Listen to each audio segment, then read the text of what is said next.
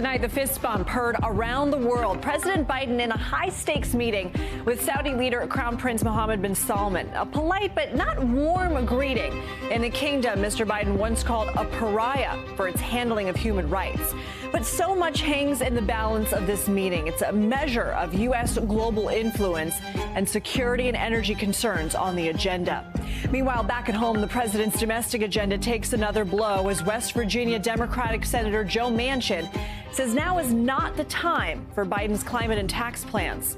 In Ukraine, another horror as a Russian attack on a civilian target claims 23 lives, including a 4-year-old girl out with her mother. Summer's here. It's dangerous. We're experiencing some dangerous heat right now on a global scale. We'll have a forecast in the upcoming dog days. And then in the original, a follow-up on a story we brought you earlier about a rental scam that now has a very happy ending thanks to one generous person. Hey, everybody, I'm Lindsay in for Hallie, and it finally happened. President Biden is now in Saudi Arabia, where earlier today he had a high-stakes and highly controversial meeting with Saudi Crown Prince Mohammed bin Salman. This is the first person the U.S. has said is responsible for the brutal killing of Washington Post journalist Jamal Khashoggi. Their first encounter starting with a fist bump, not a handshake, and going on to a wider meeting with the Crown Prince, the King, and officials from both countries. And tonight, President Biden is saying Khashoggi's killing was the first topic he brought up with the Crown Prince. With respect to the murder of Khashoggi, I raised it at the top of the meeting, making it clear what I thought of it at the time and what I think of it now. For an American president to be silent on an issue of human rights is this inconsistent with who we are and who I am. They also discussed Saudi Arabia's security needs, new energy initiatives, and Yemen, among other topics. Also, just getting to that meeting was a big deal. Today, President Biden became the first U.S. president to fly from Israel straight to Jeddah. Now, because before all of that, he was here, by the way, meeting with the Palestinian president in the West Bank. And during the visit, the president said he supports a two-state solution for Israelis and Palestinians, that it's actually not the time right now to restart peace negotiations between the two. Kelly O'Donnell and Keir Simmons join me right now. We're going to start with Kelly O'Donnell. So President Biden just said human rights was the first thing he brought up in the meeting, something Mohammed bin Salman said he wasn't responsible for. What are you hearing from the White House on how today went? Well, certainly this was high stakes for the president because of all of the questions, curiosity and criticism around the meeting itself. To have the American president and the Crown Prince, who has been widely blamed for that murder and other human rights violations. So simply getting to this point and then having the president be able to say that he stood up for American values was what the White House wanted to do. The president wanted to begin there, as he described, to set a standard of what the U.S. Expects in dealing with other countries around the world. But implicit in that is also the reality that Saudi Arabia is a powerful force in the Middle East on energy and a big player in this region with an 80-year history of good relationships with the United States on defense, on terrorism, on energy, of course. So with the kind of competing agenda items of wanting to hold MBS accountable in some way and at the same time needing to make progress about U.S. interests going forward. So expectations have been limited about this meeting, but part of the overall objective was to restart a connection between an American president and the leader of Saudi Arabia. Of course, the king is still the head of state here, but MBS is running things. And so that is a beginning of a piece of this puzzle when President Biden had not wanted to come, based on our team's reporting, that it really took a long time to, among his diplomats and advisors and so forth, to really convince him that he needed to engage with Saudi Arabia, in part because of the urgent energy needs that this country and the global markets are dealing with, and also to be mindful of the power of Russia and China to fill a space if the United States isn't there and engaged. Lindsay? Well, and Kelly, we'd be remiss if we didn't talk about that oil aspect. And we know that the national gas prices have come down a little bit since they peaked last month. But the president said it could take weeks before we see the impact of this visit on oil prices. So how critical is it for the president to get something done? And can he? Is it within the realm of possibility? Well, his answer, weeks, was actually a faster pace than senior advisors had been preparing us for. They did not want this meeting to look as if the president came in, asked for help on oil, got it, and went home. That it was a larger, more complex conversation than that, and that it would take some time based on oil production, based on other existing sort of elements of the energy business. It's not a flip of a switch to simply have more oil produced and refined to affect the global market. So we've been told it could be into the fall before there would be any noticeable change. But at the same time, the president clearly is aware of how much that is on the minds of Americans at home who have paid more and more and more for gas. And then in recent weeks, we've seen that price come down. But compared to a year ago, it is still well over $1 a gallon more than Americans had been paying last summer. So there's an urgency on that issue. It is not something that comes with an immediate fix. So the president actually surprised me a little by saying there could be a perceptible result in a couple of weeks. We should get more on the details of that. He didn't go into that in his remarks today, and that's something we'll look to advisors to explain a bit more on how the kingdom and the other regional leaders here would be involved in that. Lindsay? All right, Kelly O'Donnell, thanks so much. I now want to bring in senior international correspondent Keir Simmons. So, Keir, let's start with what we heard from the president. He says the Crown Prince denied being personally responsible for Khashoggi's killing. But what's the general feeling on the Saudi side about how this meeting went?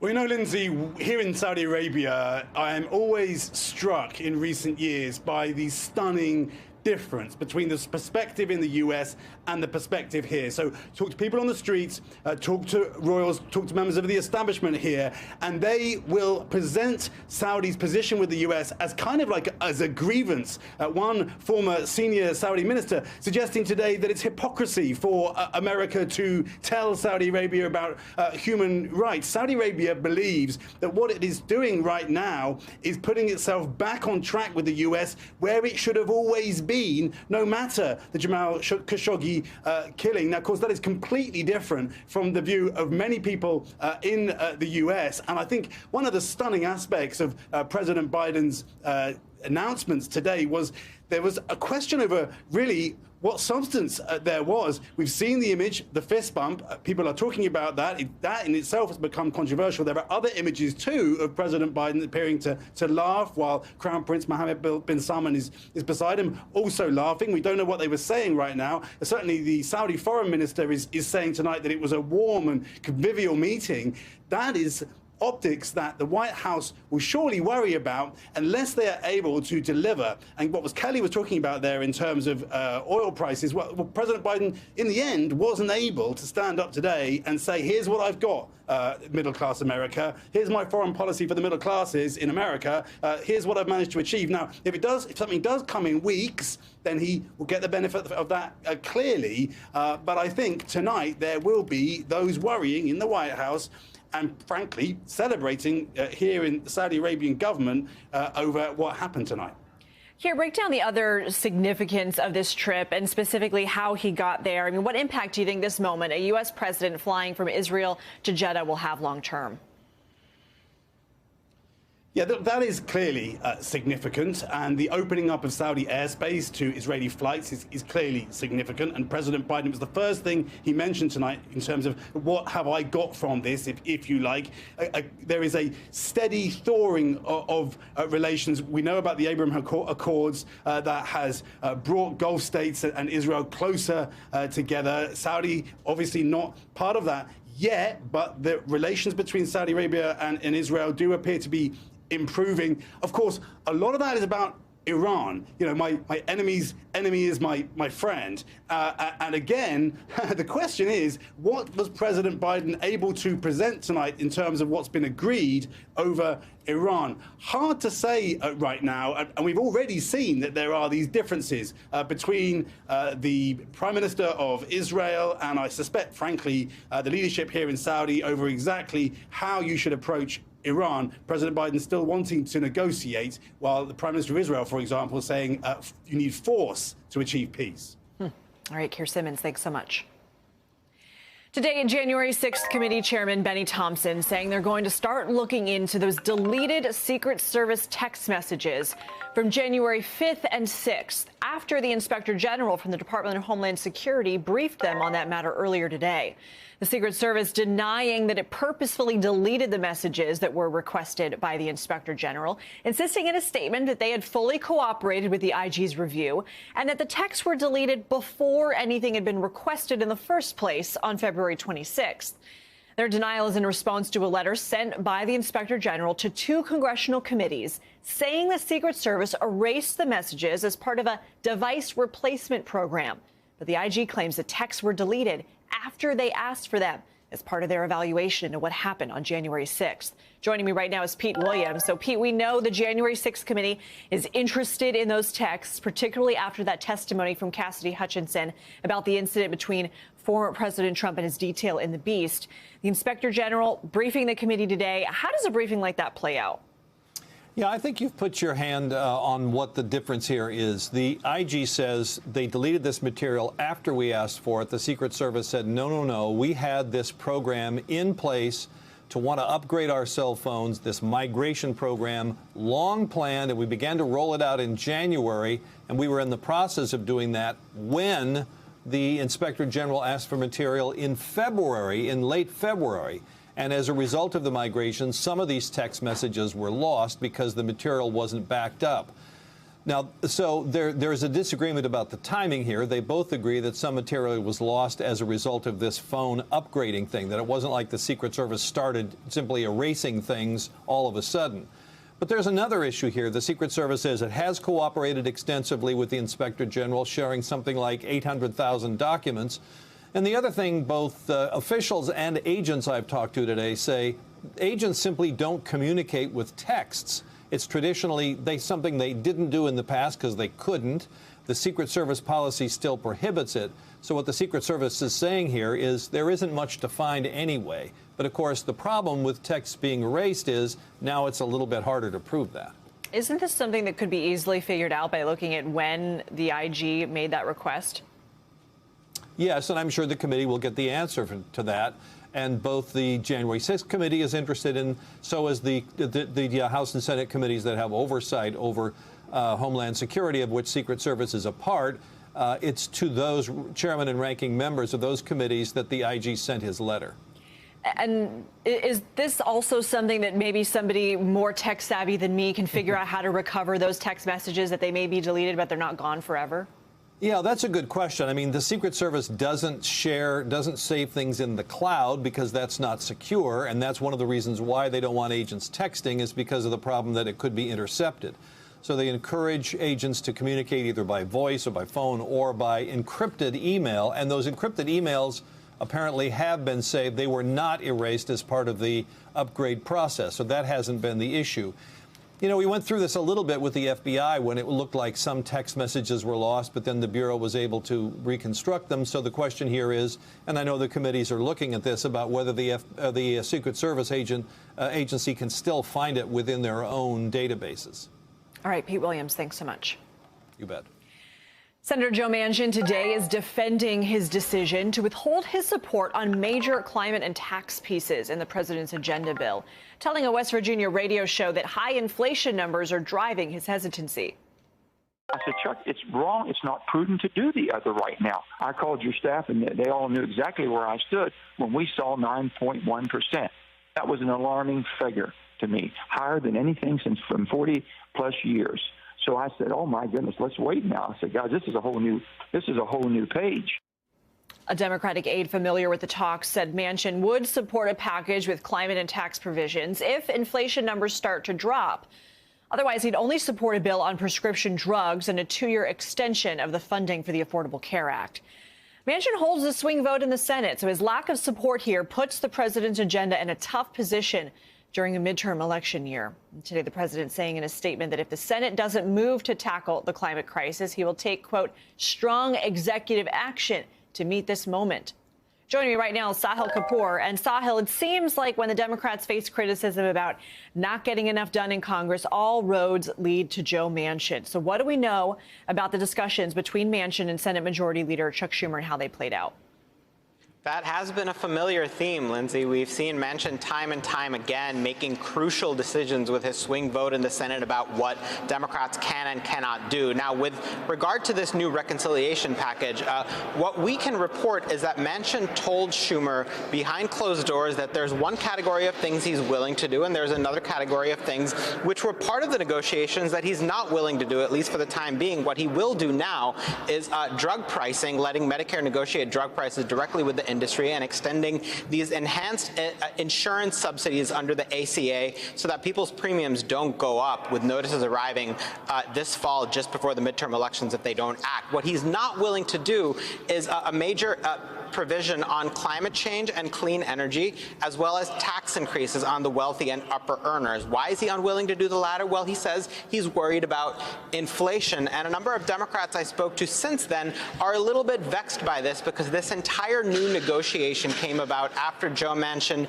killed the Build Back Better Act and said that was inflationary, but let's do another bill that, in his view, was not inflationary, that he said should include climate and taxes, as well as these health care items. So in the views of some Democrats, it's a reversal, but Manchin, for his part, says he is where he's always been and he continues to work toward a solution. Well, each party likes to deflect criticism that there's division, but we are hearing public criticism from Manchin's Democratic colleagues. Take a look at a tweet from Senator Heinrich of New Mexico saying, "We have an opportunity to address the climate crisis right now. Senator Manchin's refusal to act is infuriating. It makes me question why he's chair of Energy and Natural Resources." Then Senator Whitehouse of Rhode Island saying, with legislative climate options now closed, it's now time for executive beast mode. So, Sahil, talk to us about the frustration here within the Democratic Party. It's enormous. I mean, they have enough votes -1 to do $500 billion in investments in clean energy, the largest piece of action that Congress would have ever taken to combat climate change, to mitigate climate change. This was a huge priority of President Biden in the 2020 election. This was a big priority of many, many Democrats. Scientists say that Congress in the United States needs to take aggressive action to mitigate, to avoid the worst consequences of climate change. And this is their one shot to do it. This is their one bill that they can bypass Republicans on to act. They have the votes in the House. They're one vote short in the Senate, and it looks like they're not going to get that one vote at this point. Now, President Biden did say in a statement today that Congress should move forward with those two items that Manchin supports. He didn't name Manchin. This has tended to be a sore spot for the West Virginia senator in the past when he's named in these White House statements. The White House did not mention him by name, but said if the Senate has 50 votes to pass a drug pricing bill and extend ACA funding,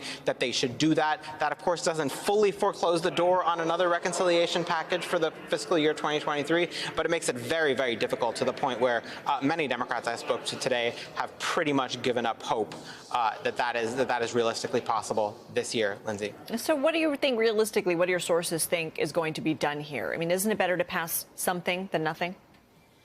Yes, that does appear to be where this is headed. You know, there's been a lot of talk about whether progressives in the House would say no to something that isn't as expansive as they want. But the reality is they see the writing on the wall. They know this package is only going to be as big as Joe Manchin wants it to be, and they strongly support the prescription drug pricing. They don't want to have to go back to their districts and explain to constituents why insurance premiums are rising under the ACA. So at the end of the day, they're very likely to accept something that the Senate passes that tackles these two issues, even if it doesn't go beyond that. Pramila Jayapal, the chair of the Congressional Progressive Caucus, said, however, that she's not going to comment on that at this point because she doesn't believe anything she hears out of the Senate anymore. She wants to see a bill come out of that chamber and be sent to the House of Representatives before she evaluates it, before she even takes a position. That is how strained these relations have gotten. That is how unhappy and distrustful some Dems are with Manchin. Interesting. All right, Sahil Kapoor, thanks so much. The House of Representatives today voting to pass two bills protecting abortion access in the U.S. The first would codify abortion rights protections. The second would protect a person's right to get care in another state. Both bills now head to the Senate, where they're likely to fail because of Republican opposition. The votes come just a week after President Biden signed an executive order to protect access to reproductive health care services. Ukraine is dealing with several Russian strikes today in the center of the country and near the Black Sea. The regional governor in Dnipro saying just before we came on the air that 3 people were killed, 15 others hurt tonight. This is after 10 missiles hit the city of Mykolaiv earlier, according to 2 officials, hitting 2 big universities. And in footage posted by the city's military administration, you can see smoke coming from a building that looks like it's been shelled.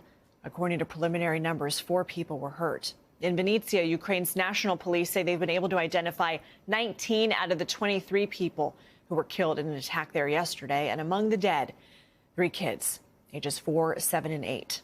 More than 70 people were sent to the hospital. One of the victims, we've learned, a 4-year-old girl named Liza. Not long before the attack, her mom posted this on Instagram of her little girl pushing her stroller. That stroller on your screen now. Same one after the attack, empty, covered in blood. NBC has not been able to confirm the condition of the girl's mother. Ali Arouzi is in Kyiv. Ali, Ukraine's President Zelensky accused Moscow of deliberately targeting civilians in one of the country's largest cities. What are we learning?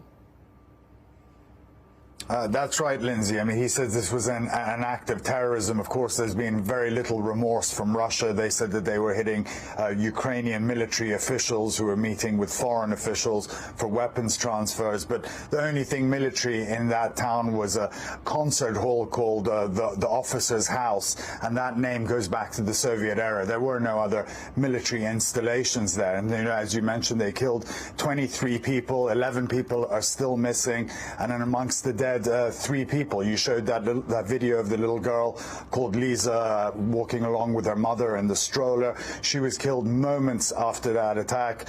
She was a young girl with Down syndrome. Her mother was taking her to a speech therapy class. So it's hard not to class that anything other than terrorizing the local community. We had an opportunity to speak to a first responder, a volunteer first responder. She was one of the first people on the scene. Let's take a listen to what she had to say. The hardest moment when we came in was to understand that you came there with packages of medicines, but there was already nobody who needed that help anymore. And she was really shaken after I spoke to her. We carried on speaking after our interview, and she broke down in tears. She was saying how she had to go into the building and find this other young woman's leg because she couldn't be buried without her leg. And she was just having real trouble coming to terms with this senseless violence that was inflicted on these people. And you have to also remember, Lindsay, a lot of the people that were in Vinnytsia were refugees from the east, and Vinnytsia is very, very far from the front lines. These are people that have tried to, get away from the fights that are raging on the other side of the country, that have lost their homes. They thought this was a safe haven, but they were brutally attacked. And the attack happens as dozens of countries met at The Hague to talk about prosecuting Russian war crimes. But, Ali, there are thousands of investigations going on all at once. So how does that make it harder to get accountability here? That's right. There are 25 countries, including the United States, participating in that. They've agreed to coordinate investigations into war crimes. They've signed a political declaration to work with one another. And they've also created an umbrella group to make sure a lot of these investigations don't overlap with one another, that they're conducted properly, that there is accountability, and the evidence is very clear, because they want to make sure they get it right. They're also training Ukrainian prosecutors, and they're widening forensic crime scenes across the country. But they have a daunting task ahead of them. There are 23,000 open cases of war crimes in this country, so there's a lot of evidence, a lot of witnesses to sift through, and the ICC is also under a lot of pressure. Look, since they were formed about 20 years ago, they've fallen short of their mission of preventing crimes against humanity and bringing people to justice that are under their jurisdiction. So they're under a lot of pressure to get this right, but a lot of countries are helping out and making sure these coordinations go ahead properly. Ali, there's a new report out. We know the horrors of war have been playing out there. How much worse is it than we already know? It's really bad out here, Lindsay, especially on the Eastern Front. I mean, we've seen what the Russians have done to cities like Mariupol, flattened it. Mariupol doesn't exist anymore, and that's what they're doing on the Eastern Front right now. Their entire focus is on the Donbass area right now. They're one step closer to taking it all after taking Luhansk, and now they're focusing on Donetsk, and the Russian troops are pressing forward as hard as they can. They're pounding those areas with shells. They're making little distinction between military targets and civilian posts. So it is a very, very tense situation there. But the Ukrainians are fighting back with modern U.S. and other Western weapons. Hallie, thank you. Also overseas, WNBA star Brittany Griner's trial in Moscow is on hold for now for 11 days. Her defense team asked for more time to prepare. Video from earlier today shows her being led into the courtroom with 3 security guards at her side. Griner's lawyers say they want to use this time to prepare Griner for interrogation. Last week, she pleaded guilty to drug charges in the hopes of speeding up negotiations for her return to the U.S. And after today's hearing, they spoke to the press saying their client is tired. Her lawyers also submitted a bunch of documents, including results of her doping tests, all negative, and permission from Arizona's Department of Health for medical marijuana for chronic pain. Coming up, Sri Lanka swore in a new acting president today when Parliament's supposed to elect a permanent successor. Plus, how park officials in Thailand got these elephants to safety. That's one of our 5 things tonight. We'll be right back.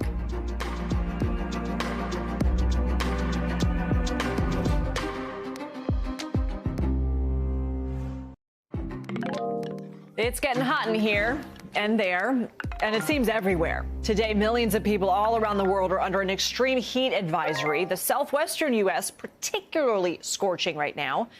Phoenix, my hometown, which, by the way, doesn't have that beach, is expected to hit 114 tomorrow. NBC meteorologist Bill Cairns is here to help us break it all down. Bill, how's it looking this weekend? More of the same. I'd love to tell some people that are going to get some relief, and it's going to improve. But the middle to end of July is historically the hottest period of our summer, and that's exactly what we're going to see. If we look outside now, it's 100 in Amarillo. Dallas is near 100. Nashville, you did it again. You hit your 90-degree-plus streak at 92 right now. The Northeast, the one cool spot on the map, Chicago. It's only 70 degrees. So if anyone in the whole country can be like, look at us. Chicago, that's you. So heat advisories for about 12 million people. They've been expanded a little more now into Arkansas in the last half hour, so we'll have to bump that number up a little bit, including our friends there around Little Rock. And then areas of Central California are also now looking at excessive heat warnings. So how hot will it get this upcoming weekend? 103 for you in Tulsa. Is that hot enough? About 10 degrees warmer than it should be. Dallas back in the hundreds. Memphis up to 101 degrees. And it's not like it's going to end as we go into Sunday, into the beginning of next week. It stays very hot. Look at Dallas, Monday and Tuesday, 104 each. And in Kansas, Wichita is going up to 105 on Tuesday. Some areas in western Kansas, southwest Kansas, could hit 110. The all-time hottest temperature in Kansas history is 112. So, yeah, pretty unprecedented. So here's your forecast for your weekend. Dog days of summer are with us, as you'd expect there in the areas of the Deep South. Watch out for some stormy weather, especially in the afternoon. South Carolina beaches, North Carolina beaches, and even the East Coast beaches of Florida early in the day on Saturday. It's going to be a little uncharacteristically rainy for this time of year. And then on Sunday, some rain moving through the Ohio Valley. And, Lizzie, that's actually welcomed rain. They need it. Uncharacteristically. Say it 10 times fast. That's a tough one for a Friday afternoon. Bill, real quick, Europe also, they're getting a heat wave right now too, right? Oh. And fires, too. I mean, I saw reports out of France today that we've had about 3 to 4 different cities hit their all-time hottest temperatures today, and it's going to continue. So here's how we're looking at for Saturday in Europe. Madrid, 105. Areas on the western side of France, 100 degrees easily. They've had a horrible drought in Italy. We have fires burning in Croatia. We have evacuations from fires in Portugal and in Spain. And Sunday, look what happens in Paris. We go from 87 on Saturday, and then by the time we get into Sunday, the temperature jumps up to 103 in Paris, of all places. Look at Bordeaux in France, 108. Madrid's going to be around 103 degrees. So we have the extreme heat, There is drought. We have wildfires that are burning in many areas of Spain and France, at least 30 different wildfires burning. They're in one of the worst heat waves that they've seen. And 2 points on this. One is 2003, Lindsay, we had 30,000 people die in a similar heat wave in Europe. A lot of people in those cities do not have air conditioners. And watch out in England on Monday and Tuesday. They could challenge their all-time hottest temperature ever recorded. Dangerous. All right, Bill Cairns, thanks so much. Let's get you over to the 5 things our team thinks you should know about tonight. Number 1, a medical examiner in Ohio says JAYLAND Walker, black man shot and killed by police officers last month, had 46 gunshot wounds. That's according to a preliminary autopsy report. Walker tested negative for drugs and alcohol. His death has been ruled a homicide, and his family's legal team called the report horrific. Police say Walker was unarmed when he died. They say they pulled him over for an alleged traffic violation, and a chase ensued. Number 2, the Tops supermarket in Buffalo reopening today. 10 people died there in a mass shooting 2 months ago.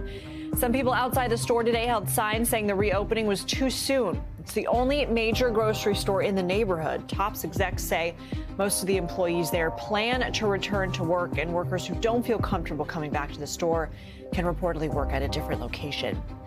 Number 3, Sri Lanka's prime minister was sworn in as interim president until parliament elects a successor.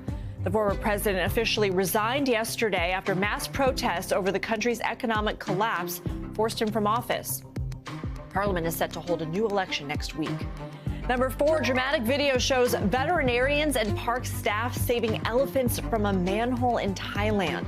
Officials say a 1-year-old elephant calf fell into a roadside drainage hole. The baby's mother was apparently freaking out, so the team sedated her. Rescuers had to use a crane to get her out. She fainted from stress. They performed CPR on the animal, but she was okay. The calf eventually climbed out. Number 5, Beyonce's finally on TikTok. The pop star joined the app and bringing her entire music catalog with her so users can put her music in their videos. She already has more than 3 million followers. How much do you think that's going to jump? Her new album drops on July 29th. When we come back, the number of monkeypox cases is on the rise, and so is demand for vaccines. But the vaccine rollout is still having problems. What that means for communities trying to contain the virus. Stay with us.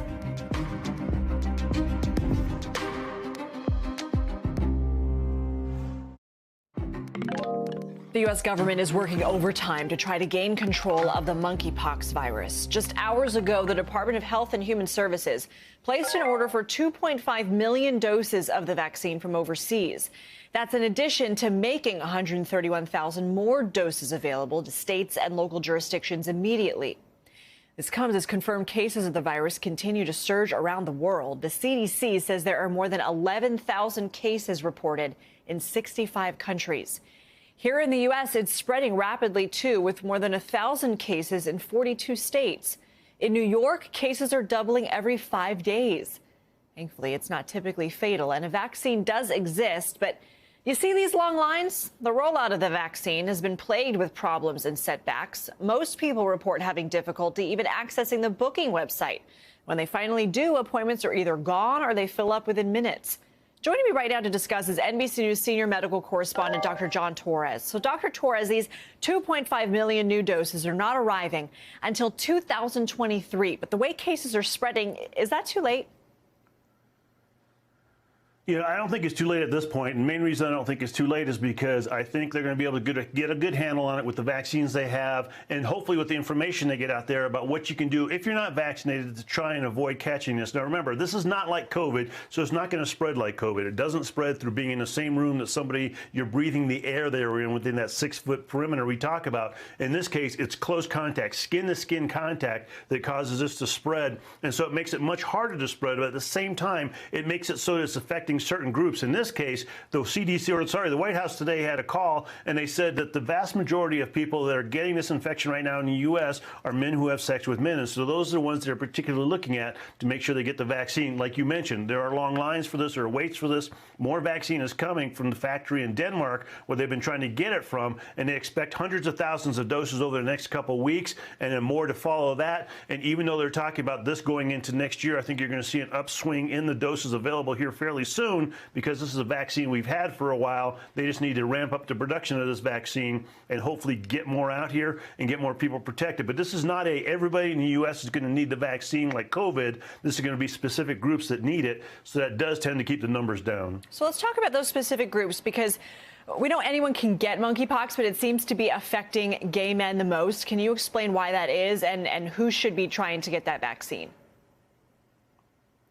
So right now, I'll answer the last part of that first as to who should be trying to get the vaccine. Right now, what they're looking at are getting groups that are at highest risk. And the groups they're particularly looking at are men who've had sex with men in the last 14 days, or if you've had sex with somebody who's been diagnosed with monkeypox in the last 14 days, if you've had sex with anonymous partners or multiple partners in the last 14 days in an area where there's high chances of having monkeypox, those are the groups they're targeting right now to try and get the vaccine. And like you mentioned, the vaccine has not been that available right now. And the New York City just announced they're actually upping that to 8,200 doses. So they're going to have more doses available starting in 20 minutes at 6 o'clock New York City time. They're going to open up the lines, have more dosings available, so that way more people can try and get them. But they fully expect those doses to go very, very quickly. And so it's going to be one of those things that you need to look and see if you can get the vaccine. If you can't get the vaccine, you need to make sure you do the other protection measures. Even if you do get the vaccine, you still need the protection measures because it does take around 6 weeks to become fully effective because it's a 2-dose vaccine, 4 weeks apart, and 2 weeks after that second dose. All right, good information, Dr. John Torres. Thanks so much. Still to come, TikTok's adding a rating system to prevent kids from seeing inappropriate content. So how's it going to work? We're going to get into that when we get back.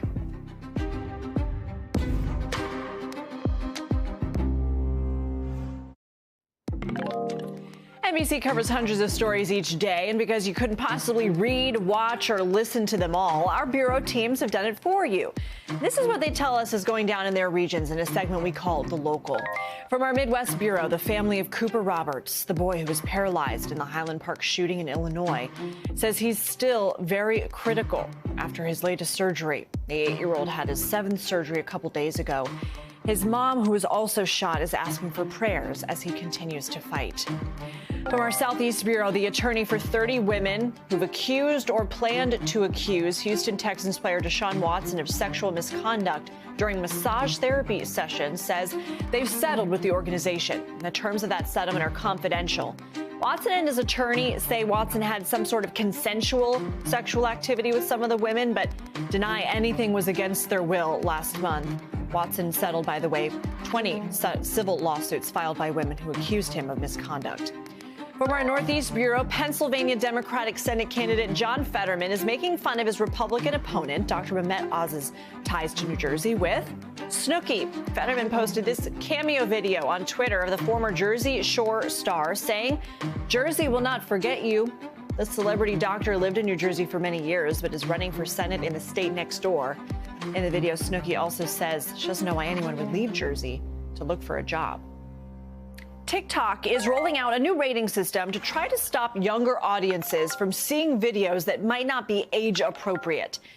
It's kind of the same idea as the rating system that you see on movies and video games. TikTok videos will get organized based on thematic maturity, something the company says is an approach unique to the platform. This comes after a lot of criticism for how the app has exposed kids to inappropriate content. Last year, the European Consumer Organization filed a complaint against the company. They said TikTok failed to protect underage users from hidden advertising and potentially harmful videos. Callan Rosenblatt joins me now. So, Callan, TikTok's community guidelines won't change, just how it shows content. How will this work? That's right. So we're not 100% sure if we're going to see on the front end of TikTok a rating system like how when you go to the movies, you know it's rated G or PG-13 or something to that effect. This may just be on the back end. So if there is a video that's posted and it's too scary for all ages, it may restrict it from, for example, 14-year-olds and younger. As we know, 13-year-olds and up are allowed to use TikTok. So we're not exactly sure how this will look when it essentially rolls out. However, they're hoping that what they'll do is reduce the amount of scary or inappropriate content that younger folks see. And even some creators are looking forward to this. There are some creators on TikTok who also have OnlyFans accounts who don't want minors interacting with their content. And so this could be a win-win for both the platform and the creator. We're still waiting to see how this plays out in action. Yeah, so how will this work if TikTok, do we know if they're going to be able to verify whether a user is 18? Yeah, so we know, like in this European Union-backed study, that these age guides, like essentially when you open the app and you put in your age, you can lie. They're not super effective.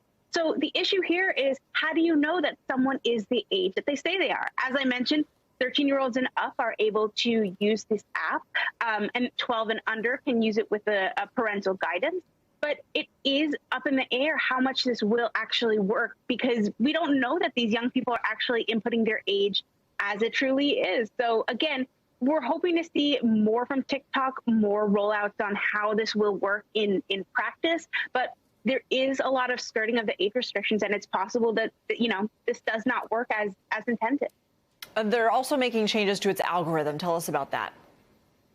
Yeah, so the changes to the algorithm are kind of twofold. On the one hand, you're going to have the new tools like filters that allow you to sort of filter out words and hashtags and content that you don't want to see. So, for example, if I don't want to see any more workout content, I can say, I don't want to see workout content, and they'll take it out of my feed. On the other hand, there's stuff on the back end that they're doing where they're trying to break up how much of one kind of content you look at. As many of us know, the algorithm works by, you know, showing you more of what you engage with. If you like a certain topic and you engage with that topic, TikTok will typically show you more of that. But we know platforms like Instagram have gotten in trouble for showing young people too much of one kind of content. And TikTok is trying to break up, you know, if you're seeing content about sadness, depression, eating disorders, that it shows you additional things to sort of break up how much of that one thing you're focusing on, so that you don't get triggered or that you don't drown in this kind of content that is constantly feeding you. Now, TikTok acknowledges also that it has had moderation problems in the past. Black creators, LGBTQ creators have said that their content has been suppressed by TikTok, and it acknowledges that it has had issues. So it's hoping to also keep that in mind as it puts these policies in play. All right, good to know. Callan, thanks so much. Now we want to bring you today's original with in-depth reporting on a topic we've been keeping an eye on. A while back, we told you about a woman named June Walker. She signed a rent-to-own lease on a 3-bedroom bungalow back in 2019 and spent 2 years fixing it up, paying $550 a month to a man who claimed to work for her landlord. After paying her last bill, she found out the whole thing was a scam. Of course, this put June in a lot of distress until she heard from former Detroit resident Jerry Gumbert. NBC's Zincle Esama has a story. There's an alleged fake landlord scam plaguing Detroit, and it almost cost June Walker her home. When did things start going wrong? 2 months after I made the final payment. Residents like Walker allege they've been scammed by individuals renting or selling properties they actually do not own. In November 2021, we reported on these fake landlord scams with Aaron Einhorn in collaboration with Outlier Media. They involve scammers collecting rent on foreclosed homes, renting vacant houses, or scammers filing false deeds and making fake sales. In the case of June Walker, she entered a rent-to-own lease agreement in 2019 with an option to buy, a major milestone for the 66-year-old who previously experienced homelessness and drug addiction. I was running around the house all happy, calling everybody. But joy turned to shock. When Walker asked for her deed, the seller stopped responding. He was not the owner, and Walker faced eviction. She sat through virtual hearings in legal limbo for months. Until... There she is. There he is. Can I have a hug? Jerry Gumbert, a Detroit native, now Texas resident, read Walker's story. I love you. Thank you. And I came across an NBC News story, and when I finally finished the article, my eyes were wet, tears were coming down my face. The next day, Gumbert says he reached out to lawyers who passed his info to Michigan Legal Services. I told her, I said, I'll buy the house for her. And he did, meeting June Walker for the first time in July, the day of her deed signing. You look like a homeowner. I am. I got the paperwork in there to prove it. Persons like her who get scammed, end up losing everything. Ted Phillips with Detroit's United Community Housing Coalition says while Walker is a success story, she's not the norm. I mean, the seller made money on this and made some pretty good money on this. Walker says the initial sale price of her home was about $11,500. Walker paid the scammer $15,000. And to buy out the property, Gumbert paid $45,000 plus additional legal costs to Bacafe LLC for a house still in need of renovation. As for the scammers, the Detroit Police Department says in part, scammers are often not held accountable because they, quote, use fake identities, do not provide written leases, and use a middleman to commit a crime. Did they ever find the guy who did this to you? I went there and picked him out of the lineup, and they wrote it up and they sent it to the prosecutors. The prosecutor's office says they, quote, diligently work on Ms. Walker's case.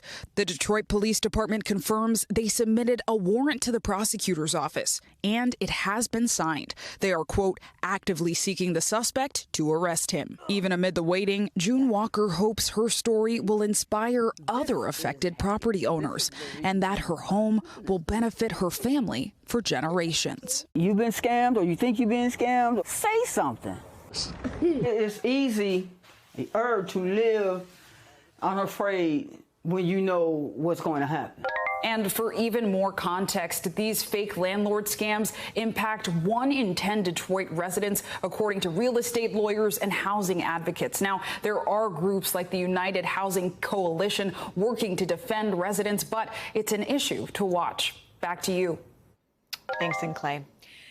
All right, baseball season is in full swing. Not everyone has taken their turn at bat. The Kansas City Royals are in Toronto this week to face off against the Blue Jays. But because of Canada's vaccination requirements, 10 unvaccinated players won't be allowed to take part in the series. And now manager Mike Matheny announced several coaches would be forced to stay behind, too. That's the most out of any Major League Baseball team restricted by the vaccine mandate. The Royals aren't alone, though. Many teams visiting Canada have had to do without some of their star players. This all comes amid fear of a surge in coronavirus cases due to that highly transmissible new subvariant of Omicron called BA.5. The CDC estimating this week that the new variant currently accounts for about 65% of new cases in the United States. Let's bring in Alec Lewis. He's a staff writer for The Athletic covering the Kansas City Royals. So, Alec, welcome to the show. Let's start with that vaccine mandate in Canada. Tell us exactly what's going on here and how it'll impact the Royals for this season, for the series, rather. Yeah. First, thanks for having me, Hallie. Canada, as the U.S. does, has a requirement for proof of vaccination to enter the country. And obviously, baseball teams traveling to play in Toronto throughout this entire season have had to have players and coaches who can provide that proof of vaccination. This is not a new thing. It's a rule that has been in effect since the baseball season began in April. Until this weekend, until the Royals traveled to Toronto to play these games, there had been 25 players who had not been able to provide proof of vaccination. So the Royals knew this were coming. The organization prepared by way of educational opportunities with players. They broached the subject multiple times. But to your point, the Royals had 10 players and 3 coaches who could not comply with that mandate. So they've had to promote a bunch of young players up to play. And the fallout has been, it's reverberated throughout the entire baseball sphere, really. Yeah, talk to us about that, because for a lot of basketball fans, it's going to remind them of the Kyrie Irving saga. So what's the broader impact here and what's going on behind the scenes in the MLB? It dates all the way back to March, really. This past winter, there was a lockout between the players and the owners. And toward the end of that lockout and the collective bargaining negotiations, the players learned that this rule would continuously be in effect. There was some disgruntled among players that I spoke with at the time. I remember texting a Royals player who replied, "We'll cross that bridge when we get there." I think at the time that comment was made and with the hope from their perspective that Canada would alter its mandate. It has obviously not been the case considering the spread of COVID that has persisted. And so that was the thought then. Obviously, as the Royals trip has arrived, other teams have had players speak about their reasons for not wanting to comply with the mandate. Around baseball, I think many scouts, agents, people that I talked to knew that the Royals could potentially have a bunch of players out, just given the nature of their roster. And obviously the news surfaced Wednesday evening. Players spoke about it in the aftermath. I mean, I had players within the clubhouse who were vaccinated texting me that it's nuts. I had scouts on the phone saying, quote, crazy. It has been a wide-ranging response from people throughout the baseball landscape and honestly the sports world because of how many players and coaches as well chose not to comply. Yeah, a lot of people watching this. All right, Alec Lewis, we'll have to leave it there. Thank you. And that's a wrap for this hour. We'll have much more for you here Monday, same time, same place. Coverage picks up right now.